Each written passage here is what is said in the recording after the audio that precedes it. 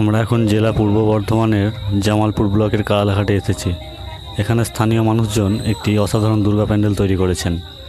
লক্ষ্য করুন, পুরো প্যান্ডেলটি ঝুড়ি এবং চাঁচ ব্যবহার করে নির্মিত, যা গ্রামের মানুষদের সৃজনশীলতা এবং দক্ষতার এক অসাধারণ উদাহরণ।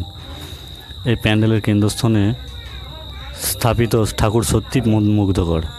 প্রতিটি খোদাই, প্রতিটি নকশা দেখলে বোঝা যায় যে স্থানীয় শিল্পীরা কত যত্ন করে এবং আস্থা দিয়ে এই কাজটি করেছেন। প্যান্ডেলটি শুধু ভক্তির স্থান নয়, এটি গ্রামের সাংস্কৃতিক ঐতিহ্যের প্রাণকেন্দ্র।